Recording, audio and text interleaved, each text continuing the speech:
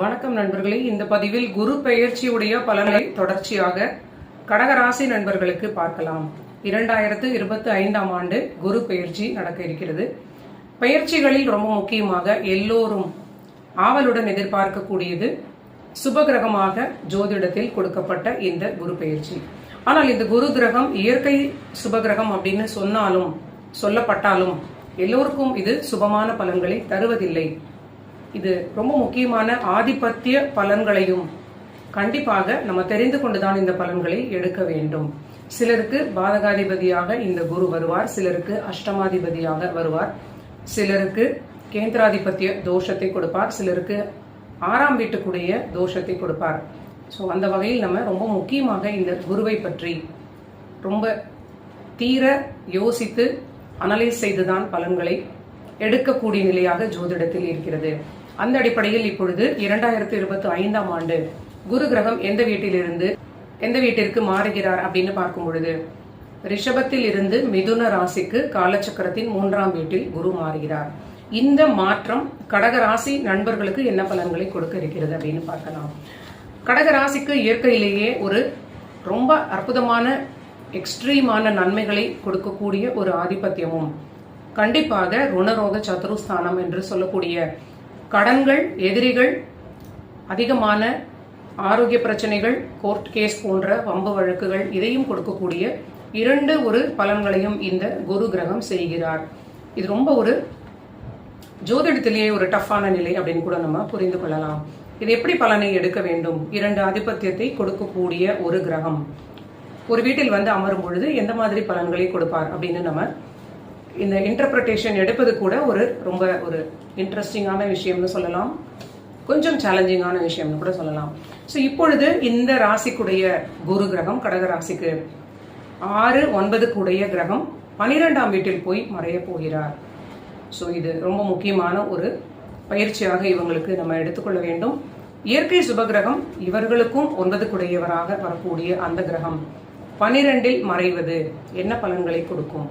முதலில் 6 ஆதிபத்திய ரீதியில் அசெண்டிங் ஆர்டர்ல நம்ம எடுத்தோம் அப்படின்னு பார்த்தால் 6th லார்ட் 12th ஹவுஸ்ல மறையும் பொழுது 2 மறைவு ஸ்தானங்களோடு ஒரு மறைவு ஸ்தானத்திற்குடைய கிரகம் இன்னொரு மறைவு ஸ்தானத்தில் அமர்வது ஒரு விபரீத ராஜயோகம் அப்படின்னு சொல்லலாம். இது 6ஆம் பாவக ரீதியிலான எல்லா நன்மைகளையும் 6ஆம் பாவகத்திற்கு ஒரு அபரிமிதமான ஒரு வளர்ச்சியை கொடுத்து ராஜயோகத்தை கொடுக்கும். அந்த ராஜயோகம் என்ன பண்ணும் அப்படின்னா 6ஆம் வீட்டிற்கு சாதகமான அனைத்து விஷயங்களையும் செய்யும். 6 வேலைகளை கொடுக்கும், 6 புதிய உத்தியோக மாற்றங்களை கொடுக்கும், 6 கடன்களை கொடுக்கும், 6 நோய்களை கொடுக்கும், எதிரிகளை கொடுக்கும், 6 திருமண வாழ்வை பிரித்து விடும். ஸோ இந்த 6ஆம் பாவகத்திற்கு சாதகமான பலன்களை கோச்சார நிலையில் இந்த கிரகம் செய்யக்கூடிய கடமை அதிகமாக கொடுக்கக்கூடிய ஒரு பலன். 9 இருந்த கிரகம் 12இல் மறைவது கண்டிப்பாக தந்தையாருடைய ஆரோக்கியத்தில் கவனமாக இருப்பது பலனாக இருக்கலாம். கடக ராசியில் இருக்கக்கூடிய குழந்தைகள் இருந்தாங்கன்னா அவங்க தந்தை திடீரென்று வெளியூர் வெளிநாடு செல்லலாம், உடல் ஆரோக்கிய பிரச்சனைகள் ஏற்படலாம். அந்த கடகராசியில் இருக்கக்கூடியவர்கள் தந்தையை விட்டு வெளியூர் வெளிநாடு செல்லலாம். ஏதோ ஒரு வகையில் அவங்கள பிரிந்து இருக்கக்கூடிய மிஸ் பண்ணக்கூடிய நிலையாக இது இருக்கலாம். ஸோ இதுதான் பேசிக்காக ஆதிபத்திய பலனும். இப்பொழுது குரு கிரகம் பார்க்கக்கூடிய வீடுகள் அப்படின்னு பாத்தீங்கன்னா 12இல் அமர்ந்து 4ஆம் வீட்டை பார்க்கிறார். துலாம் ராசி தன்னுடைய வீடாக தனுசு ராசியை பார்க்கிறார். இது 6ஆம் வீடு. அஷ்டமஸ்தானம் என்று சொல்லக்கூடிய கும்பராசியை பார்க்கிறார். இது 8ஆம் வீடு. ஸோ கனெக்ட் பண்ணக்கூடிய வீடுகள் எல்லாம் பாத்தீங்கன்னா 12இல் அமர்ந்த பலன் 12ஐயும் நம்ம சேர்த்து கொள்ள வேண்டும். 12, 4, 6, 8 இது 2 கேட்டகரியாக நம்ம பலன்களை எடுக்கலாம். சிலருக்கு உத்தியோக ரீதியிலான திடீர் மாற்றங்கள், இடமாற்றங்கள், அது ரொம்ப அற்புதமான வெளிநாடு தொடர்பான சில மாற்றங்களை கொடுக்கும். ஸோ உத்தியோகத்தில் மாற்றம், இடமாற்றம், அது வெளிநாட்டுக்கு செல்லக்கூடிய இடமாற்றமாக இருக்கலாம்.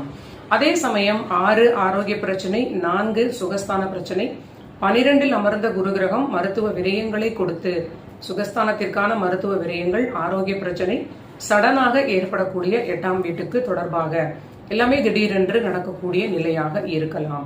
ஸோ இந்த 2 பலன்களுமே இந்த 2 விதமான ஒரு நிலைக்கும் பொருந்தி வருவதை நம்ம உணர முடிகிறது. அவரவர்களுடைய வயதிற்கும் ஆல்ரெடி இருக்கக்கூடிய உடல் ஆரோக்கிய பிரச்சனைகளுக்கு தொடர்பான கண்டிஷன்ஸ்க்கு ஏற்றார் போல ஆரோக்கியத்தை ரொம்ப ரொம்ப கவனமாக இந்த காலகட்டத்தில் பார்த்துக் கொள்வது ரொம்ப நல்ல ஒரு பலன். 6ஆம் வீட்டிற்குடையவராக இந்த குரு இருந்து 6லே பார்வையை கொடுப்பது பணி ரீதியிலான மாற்றங்களை உங்களுக்கு கொடுத்தாலும் ஏதாவது ஒரு சின்ன சிக்கல், ஒரு இரிட்டேஷன் போன்ற நிலை இருக்கலாம். 6ஆம் வீட்டு தனுசு ராசி, அந்த வீட்டிற்கு நேர் 7ஆக இருக்கக்கூடிய பாதக வீட்டில் மிதுனத்தில் அமர்ந்து இந்த 6ஆம் வீட்டை பார்ப்பதனால் பணி ரீதியிலாகவும் நீங்க ஒரு அலட்சிய மனோபாவம் இருக்க முடியாது. ஸோ இதுதான் கடகராசிக்கு ரொம்ப முக்கியமான பலன். இந்த குரு கிரகம் 4, 6, 8 இதெல்லாம் பார்ப்பதனால் வாழ்க்கை துணைக்கும் உங்களுக்கு ஒரு நல்ல ஒரு தொழில் ரீதியிலான ஒரு நல்ல மாற்றங்கள்னு சொல்லலாம். வாழ்க்கை துணையுடைய வருமானம் உயரும் அப்படின்னு சொல்லலாம். வாழ்க்கை துணைக்கு வெளிநாடு, வெளியூர் பிரயாணங்கள் இதெல்லாம் ரொம்ப அற்புதமான நல்ல நிலையை கொடுக்கும். நீண்ட நாட்களாக பிரியணும் அப்படின்னு நினைத்து கோர்ட்ல பிரச்சனைகளாக இருக்கக்கூடிய கடகராசி, கடக லக்னமாக இருந்தாலும் இந்த பாவக பலன்கள் அவங்களுக்கு அப்ளை ஆகும். அது பெரிய பிரச்சனை இல்லாமல் ஈஸியாக பிரிவினை சீக்கிரமாக ஒரு கோர்ட்ல இருந்து தீர்ப்பாகக்கூடிய நிலையாக இருக்கும். ஸோ பிரியக்கூடாது அப்படின்னு நினைக்கிறவங்க இந்த காலகட்டத்தில் சின்ன சின்ன சண்டை சச்சரவுகள், கோட்சாரம் கண்டிப்பாக கொடுக்க வாய்ப்பு இருக்கிறது. நீங்க உங்களுடைய சுய ஜாதகம் பார்த்து கொண்டு சரியான முறையில் அந்த ஜோதிடருடைய ஒரு ஆலோசனையும் பரிகாரமும் நீங்க கேட்டுக்கொண்டு அதை நீங்க ஃபாலோ பண்ணுவது ரொம்ப உங்களுக்கு தேவையாக இருக்கும். இப்பொழுது குரு கிரகம் பார்க்கக்கூடியது துலாம் ராசி, தனுசு ராசி, கும்பராசின்னு சொல்லிட்டோம். இந்த கும்பராசியில் ராகுவும் இருப்பதனால் மேலும் ஒரு அடிஷனலான கவனம் என்ன அப்படின்னு பார்த்தால் குடும்ப வாழ்விலும் அதிக எச்சரிக்கை, கவனம், வாக்குவாதம் இல்லாமல் பார்த்து கொள்ள வேண்டும். ஸோ இது ரொம்ப முக்கியமான பலன். 6, 8 இந்த இரண்டுமே உங்களுக்கு குடும்ப வாழ்க்கையை சின்ன சின்ன ட்ரபிள் கொடுக்கக்கூடிய ஒரு நிலை. கண்டிப்பாக சுய ஜாதகத்தில் இந்த பாவகம் தொடர்பான திசை நடப்பவர்களுக்கு மட்டும் ரொம்ப கவனமாக அதிக எச்சரிக்கையோடு பிரச்சனைகளை கொடுக்கும். மற்றவர்களுக்கு பெரிய பிரச்சனை கொடுக்காது. ஸோ இது ரொம்ப ரொம்ப முக்கியமான பலன். கோச்சாரம் மட்டும் வேலை செய்யாது. சுய ஜாதகத்தில் அந்த அமைப்பு இருந்தால் மட்டும் அது அந்த பலன்களை நடத்தி கொடுத்து விடும். இப்பொழுது நட்சத்திர அடிப்படையில் இந்த கிரகம் செல்லும் பொழுது என்ன பலன்களை கொடுக்க இருக்கிறது அப்படின்னு பார்க்கும் பொழுது, முதலில் குரு கிரகம் செவ்வாயுடைய நட்சத்திரத்தில் செல்வார். இந்த செவ்வாய் கடகராசிக்கு ராஜயோகாதிபதி, 5 குடையவர், 10 குடையவர். இவருடைய சாரத்தில் குரு கிரகம் புத்திர காரகர் அப்படின்னு சொல்லக்கூடிய ஒரு கிரகம் 12இல் மறைவது. கடக ராசியில் இருக்கக்கூடிய நண்பர்கள், 15 வயதிற்கு மேற்பட்ட குழந்தைகளை வைத்துக் கொண்டிருக்கக்கூடிய நண்பர்கள், கண்டிப்பாக குழந்தைகளோடு ஒரு பெரிய ஒரு வாக்குவாதம், பிரச்சனை, தேவையில்லாத குழப்பங்கள் ஏற்படும். இந்த காலகட்டத்தில் நீங்க விட்டு கொடுத்து அனுசரித்து உங்க குழந்தைகளை சரியான முறையில் ஹேண்டில் பண்ணுவது ரொம்ப முக்கியம். ஏனென்றால் புத்திர ஸ்தானத்திற்குடைய சாரத்தில் புத்திர காரகர் 12இல் மறைவது உங்க குழந்தைகளுக்கு ஏதோ ஒரு உங்களுக்கும் அவங்களுக்கும் இருக்கக்கூடிய ரிலேஷன்ஷிப் பிரச்சனையாக இருக்கலாம். அவர்களுக்கு பெரிய வளர்ச்சி, இடமாற்றம், ஒரு வெளிநாடு, வெளியூர் செல்லக்கூடிய வாய்ப்பாகவும் இது மாறலாம்.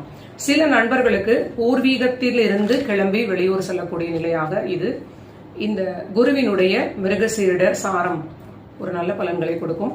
பூர்வீகம் சம்பந்தமான நட்சத்திர சாரத்தில் 12இல் மறைவது குழந்தைகளோடு பிரிவினைன்னு சொல்லலாம். பூர்வீகத்தில் இருந்து பிரிந்து ஒரு வெளியில் செல்லக்கூடிய நல்ல வாய்ப்பு.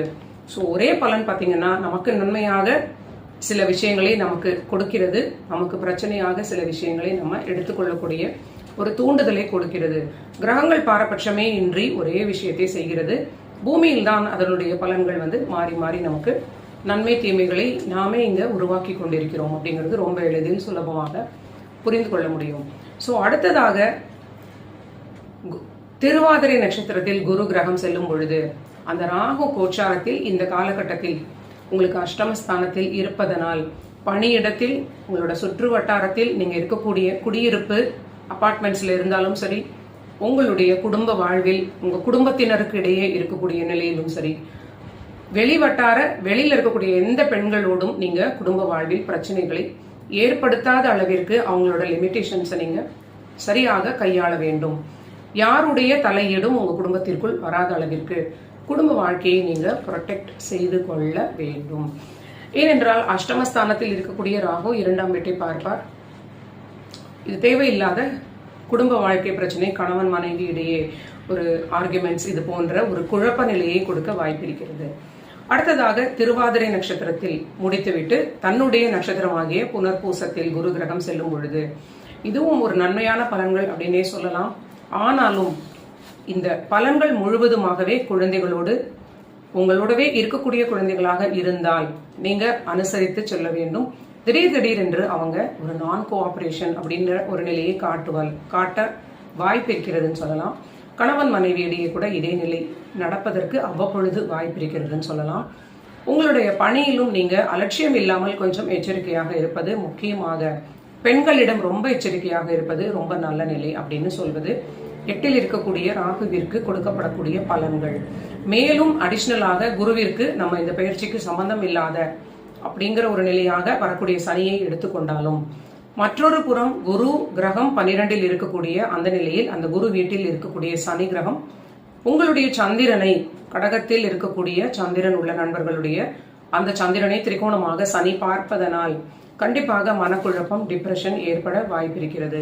பூச நட்சத்திரத்தில் பிறந்தவர்களாக இருக்கும் பொழுது சனியுடைய ஆளுமை, பணிச்சுமை அதிகமாக ஏற்படக்கூடிய நிலையாக இருக்கலாம். ஸோ சற்று மனக்குழப்பத்தினால் அதிக உணர்ச்சி வசப்படக்கூடிய நிலையாக இது இருக்கும். நீங்க கொஞ்சம் கவனமாக இருந்துட்டாலே நிறைய விஷயங்களை நீங்க ரொம்ப கிளவராக நீங்க சமாளிக்கக்கூடிய நிலையாக இருக்கும். எல்லாவற்றிலும் சற்று ஒரு அதிக எச்சரிக்கையோடு நீங்க இருப்பது ஒரு நல்ல நிலை.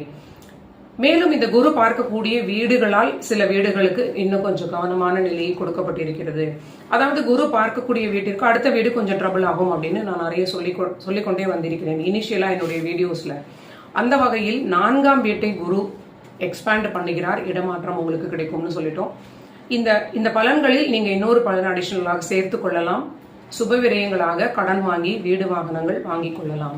வெளியூர் வெளிநாடு சுப விரயங்கள், பணிக்கான வெளியூர் வெளிநாடு இடமாற்றம், இது போன்ற நல்ல பலன்கள். அதே சமயம் 4 விரிவடையும் பொழுது 5ஆம் வீடு ட்ரபிள் ஆகக்கூடிய நிலை. ஸோ உங்க குழந்தைகளோடு நீங்க இந்த காலகட்டத்தில் சண்டையிடக்கூடாது, இது ஒரு முக்கியமான பலன். அடுத்தது 6 விரிவடையும் பொழுது பணி நல்ல நிலையாக இருக்கும். ஆனாலும் பணியில் ஏதோ ஒரு சின்ன தொல்லை இருந்து கொண்டே இருப்பது போன்ற நிலையாக இருக்கும்.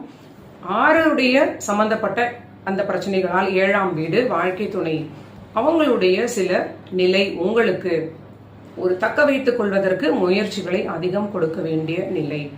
8 விரிவடையும் பொழுது 9ஆம் வீடு அதிர்ஷ்டம் பெரிதாக உதவாது, அதிர்ஷ்டத்தை நம்ப வேண்டாம். 9 தந்தையுடைய ஆரோக்கியத்தில் கவனம் தேவை. பூர்வீகத்தில் சில பிரச்சனைகள் வந்தால் பொறுமையாக கையாள வேண்டும். இப்படி 9 அப்படின்னு சொல்லக்கூடிய வீட்டிற்குடைய காரகங்கள் உங்களுக்கு தெரிந்த வகையில் என்னென்னலாம் இருக்கிறதோ அந்த விஷயங்கள் எல்லாவற்றிலும் சற்று கவனம் தேவை. இந்த குரு பயிற்சி முடியக்கூடிய நாள் வரை, இந்த 1 வருடம் அப்படின்னு நீங்க புரிந்து கொள்ளலாம். ஸோ இந்த ஒரு பயிற்சிக்கு பரிகாரம் என்ன சொல்லலாம் அப்படின்னு யோசித்தால், கண்டிப்பாக உங்களுடைய ஒரு 5-10 கூடிய ராஜயோகாதிபதி செவ்வாய் கிரகத்திற்கான ஒரு வலுப்படுத்தக்கூடிய பரிகாரம் முருகர் வழிபாடு. உங்க பக்கத்துல இருக்கக்கூடிய ஆலயத்தில் ஏதாவது முருகர் சன்னதி இருந்தால் ஒரு அபிஷேகம் செய்து கொள்வது மிகுந்த நன்மைகளை கொடுக்கும். முடிந்தவர்கள் இந்த பயிற்சி 1 வருடம் இருக்கும் இல்லையா, இந்த பயிற்சியுடைய 12 மாதங்களில் ஒரு 3 மாதங்களுக்கும் ஒரு குவார்ட்டர் அப்படின்னு வைத்துக் கொள்ளலாம். இந்த ஒரு 3 மாதத்திற்கும் ஒரு முறை செய்து கொள்ளலாம். அடுத்த பயிற்சி வரும் வரை 4 முறை நீங்க அபிஷேகம் செய்து ஆராதனை செய்து கொள்ளலாம். இல்லைனா அட்லீஸ்ட் 6 மாதம் ஒரு முறை செய்து கொள்ளலாம். இல்லைனா மினிமம் 1 முறையானும் முருகருக்கு வழிபாடு செய்து அபிஷேகம் செய்து உங்க குடும்பத்தில் எல்லோருடைய பெயரிலும் அர்ச்சனை செய்து கொள்வது ரொம்ப நல்ல பலன். இதற்கும் மேல அறுபடை வீடுகளில் எந்தெந்த வீடுகளுக்கு எந்தெந்த ஸ்தலங்களில் அறுபடை வீடுகளாக குறிப்பிடப்பட்டிருக்கிறதோ அது உங்களுக்கு எது எளிதாக செல்ல முடியுமோ அந்த இடத்திற்கு செல்லலாம். இதற்கு அடுத்த முக்கியமான பரிகாரம் உங்களுடைய குலதெய்வ வழிபாடு இந்த ஆண்டு ஒரு முறை செய்து கொள்வது ஒரு நல்ல ஒரு எல்லாவற்றையும் சமாளிக்கக்கூடிய பலன்களை கொடுக்கும் அப்படின்னே சொல்லலாம். ஆனால் பயப்படக்கூடிய அளவிற்கு எதுவுமே இல்லை. இதற்கு முன்னர் 6ஆம் வீட்டை குரு பார்த்து பிரியாத கணவன் மனைவிகளும் இருக்காங்க அப்படிங்கறத நீங்க புரிந்து கொள்ள வேண்டும். ஸோ எல்லாமே கடந்து போய்கொண்டே இருக்கும் அப்படிங்கிறத நம்ம புரிந்து கொள்ள வேண்டும். ஒரு 50% கூட சொல்ல முடியாது, அதற்கும் கீழே இருக்கக்கூடிய ஒரு மினிமல் பர்சன்டேஜ் சுய ஜாதகத்தில் பிரச்சனை இருப்பவர்களுக்கு மட்டுமே கோச்சாரம் அதை எடுத்து கொடுத்து விட்டு செல்கிறது அப்படிங்கிறது ஜோதிடராக எனக்கு தெரிந்த வகையில் விளக்க முயற்சிக்கக்கூடிய ஒரு ஸ்டேட்மெண்ட் அப்படின்னு நீங்க வைத்துக் கொள்ளலாம். மற்றபடி இந்த குரு பயிற்சி மெட்டீரியல் பெனிஃபிட்ஸுக்கு பொறுத்தவரை மிகப்பெரிய ராஜயோகத்தை இந்த கடகராசிக்கு கொடுக்க இருக்கிறது அப்படின்னே சொல்லலாம். நன்றி நண்பர்களே, நீங்க எல்லோரும் என்னுடைய சேனலை தொடர்ந்து பாருங்க. சப்ஸ்கிரைப் பண்ணாதவங்க சப்ஸ்கிரைப் பண்ணிட்டு லைக்ஸ் கொடுத்துட்டு உங்க ஃப்ரெண்ட்ஸ் ஃபேமிலி அனைவருக்கும் பிளஸ் ஜோதிடத்தில் ஆர்வம் உள்ள உங்களுடைய நண்பர்கள் அனைவருக்கும் ஷேர் பண்ணிட்டு பாருங்க. மீண்டும் அடுத்த ஒரு நல்ல பதிவில் சந்திக்கலாம்.